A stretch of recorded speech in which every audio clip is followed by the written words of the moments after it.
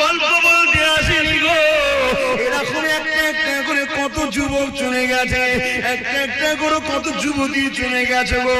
তোমার যৌবনটাকে আল্লাহর বিরুদ্ধে লাগাও না গো, তোমার এই ক্ষমতাটাকে রাসূলের বিরুদ্ধে লাগাও না গো, তোমার এই ক্ষমতাটাকে মিথ্যার পক্ষে লাগাও না গো, তোমার এই ক্ষমতাটাকে আল্লাহর ঘরের বিরোধীকারীদের পক্ষে লাগাও না গো। এ যুবকেরা, রূপ যৌবন আল্লাহ দিয়েছে, বুড়িরা রূপ যৌবন আল্লাহ দিয়েছে, এটা আল্লাহর রাস্তায় লাগাও, আল্লাহর রাস্তায় খরচ করো। কারণ এই যৌবন বেশি দিন নয়, আবার তুমি বার্ধক্য হয়ে যাবে। এই বয়সে যে বেশি বেশি করে ইবাদত করো, আল্লাহকে সিজদা দাও, রোজা রেখে রেখে জিন্দেগি কাটা, কোরআন তেলাওয়াত করে করে যদি কাটা, রাসূলের মাহফিলে গিয়ে গিয়ে যদি কাটা, হালাল ইনকাম করে করে যদি কাটা, কারণ হালাল ইনকাম করাটা ইবাদত। গরিব এতিমদেরকে দান খায়রাত করে করে যদি কাটা, কোন মানুষ বিপদে পড়েছে তাকে অর্থ যদি দিতে নাও পারো গো, শরীর দিয়ে মেহনত করে তাকে সহযোগিতা করতে পারো গো। এ যুবকেরা মনে রেখে দিও, কাল কিয়ামতের ময়দানে এত কঠিন জায়গা হবে। কি মনে করছো দুনিয়ায় সব জায়গায় দাদাগিরি দিয়ে পার হয়ে যাবে?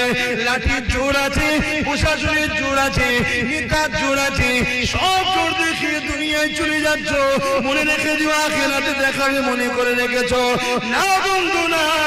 আল্লাহ কিয়ামতের দিন বলবে জাহান্নামকে, এ ফেরেশতা যা আমার জাহান্নামকে নিয়ে যা, সিরবা পাশে বা ৭০,০০০ জিনজিল দিয়ে আল্লাহ জাহান্নামকে বাঁধাবে। আল্লাহ পাকের এক একটা জিনজিলেতে ওই জিনজিলে ৭০,০০০ বাঁধা হবে, এক একটা জিনজিলে ৭০,০০০ করে ফেরেশতা ধরে রাখবে, জাহান্নামকে ধরে রাখতে পারবে না গো। লম্বা লম্বা জয় পার করে গুনাহগার করে ধরতে যাবে গো। ওই জমিনে আদম নবীও নফসি নফসি বলবে, মুসা নবীও নফসি নফসি বলবে, ঈসা নবীও নফসি নফসি বলবে। এ যুবকেরা, তাহলে তোমার আমার কি দশা হবে সেদিন? আল্লাহ দোস্তরা, আল্লাহ নবীরা তারা যদি নফসি নফসি করে, তোমার আমার দশা কি হবে? দাদাগিরি বেরিয়ে যাবে, মস্তানি বেরিয়ে যাবে, রক্তের গরম কেটে যাবে। ওই দিনে তোমার আমার কেউ দাঁড়াবে না গো। হ্যাঁ, দুনিয়ায় যদি তুমি নবী নবী করো, তোমার চরণে নবী, তোমার কথাতে নবী, তোমার লিবাসে নবী, তোমার ব্যবসায়ী নবী, সব জায়গায় যদি তুমি নবীকে রাখতে পারো, চিন্তার কোনো কারণ নেই। ওই কিয়ামতের দিনে নবী মুহাম্মদ তোমাকে জান্নাতে নিয়ে যাবে। একটু ত্যাগ স্বীকার করো আমার সোনার ভাইরা, আমার যুবক ভাইরা, আমার বোনেরা, একটু ত্যাগ স্বীকার করো।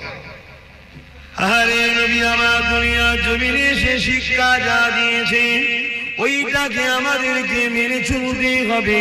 নাজাত যদি পেতে চাও, এই দুনিয়া ইহুদি কি করছে, খ্রিস্টান কি করছে, নাসারা কি করছে, কে কি করছে, আমার দেখা দরকার নাই, তোমারও দেখা দরকার নাই।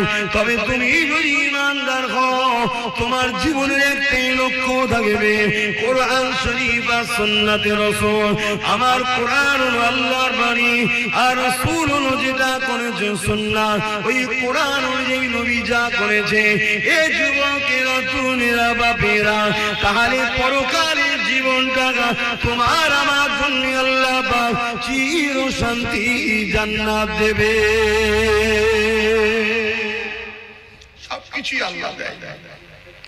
পরীক্ষা করার জন্য ফেরাউন এসেছে, নমরুদ এসেছে, সাদ্দাত এসেছে, আবু জেহেল